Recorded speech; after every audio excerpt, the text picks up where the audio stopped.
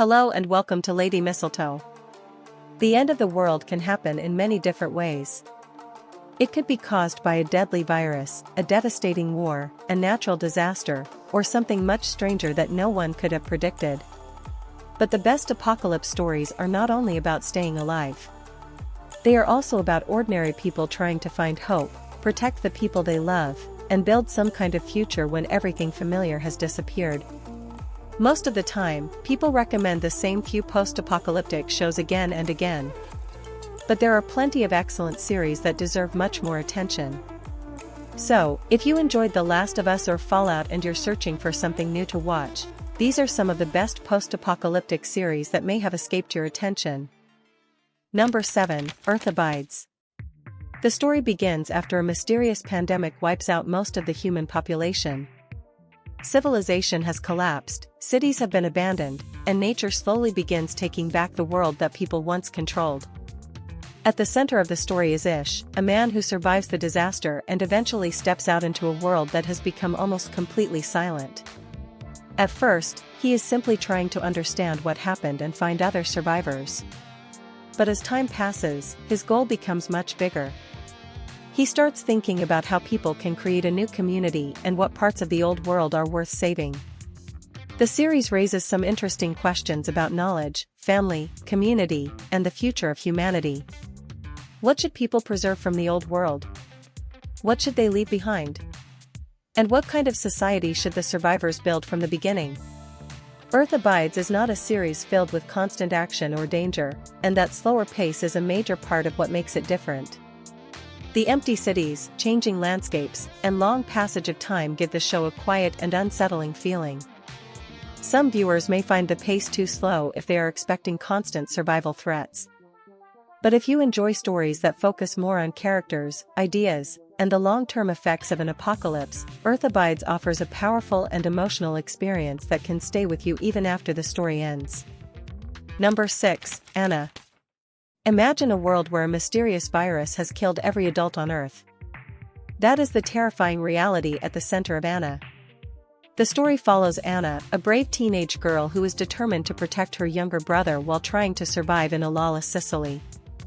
With the adults gone, the children have been left to create their own rules, communities, and systems of power. But this new world is far from peaceful.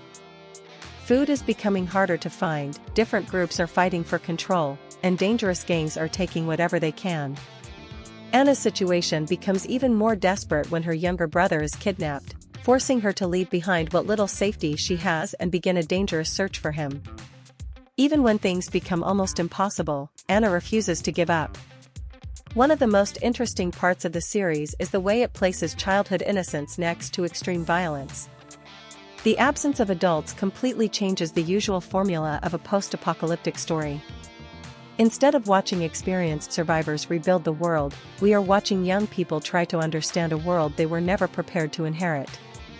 Almost every encounter feels uncertain because you never know who can be trusted. The series also takes its time with its characters, which means there are slower moments between the more intense parts of the story. That combination of violence, emotion, and character development may not work for everyone. But for viewers willing to give it time, Anna delivers a powerful survival story with a very different perspective on the end of the world. Number 5, The Eternaut. Everything changes when a mysterious snowfall suddenly begins killing anyone who comes into contact with it.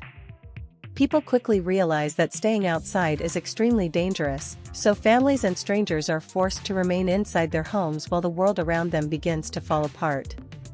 Juan Salvo and a small group of survivors soon discover that the deadly snowfall is not the only threat they have to worry about. What first appears to be a strange natural disaster turns into something much more frightening. As Buenos Aires falls into chaos, ordinary people are forced to work together while trying to understand what is actually happening. At the same time, they begin uncovering disturbing information about the disaster and the forces behind it. One of the strongest parts of The Eternaut is the way it builds its mystery. Instead of explaining everything immediately, the series slowly reveals new information and gives viewers more reasons to question what they are seeing. At the same time, the story never forgets about the people caught in the middle of the disaster. The tension comes not only from the danger outside, but also from the difficult decisions the survivors have to make. Each episode increases the pressure while combining science fiction, suspense, emotional drama, and survival.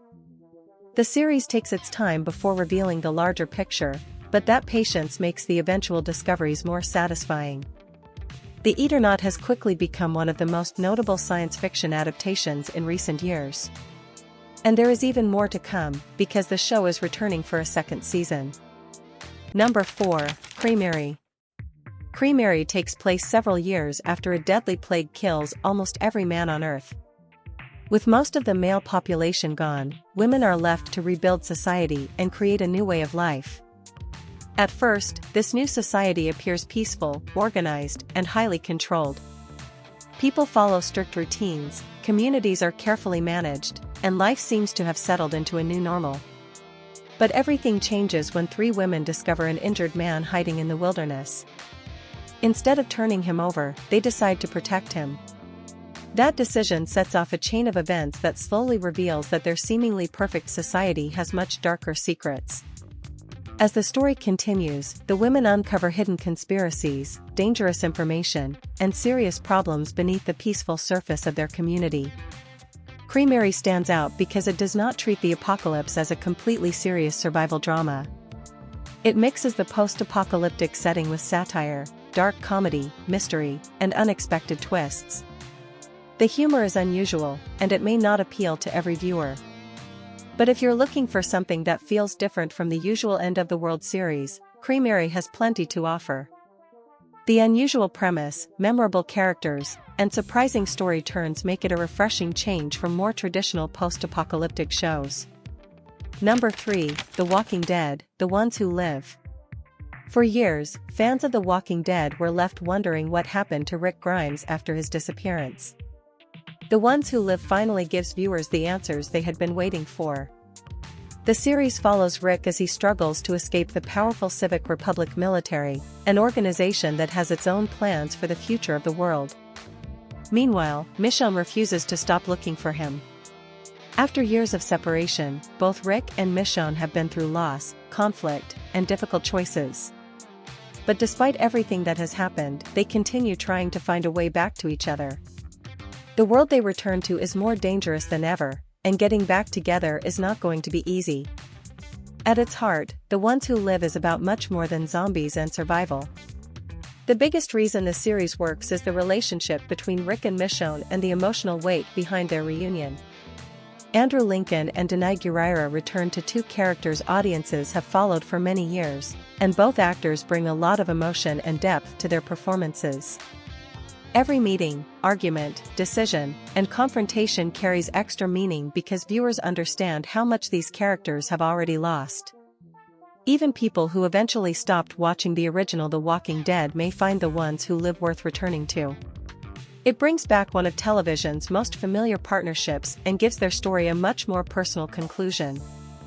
Number 2, Paradise. At first, Paradise seems completely different from the typical post-apocalyptic series.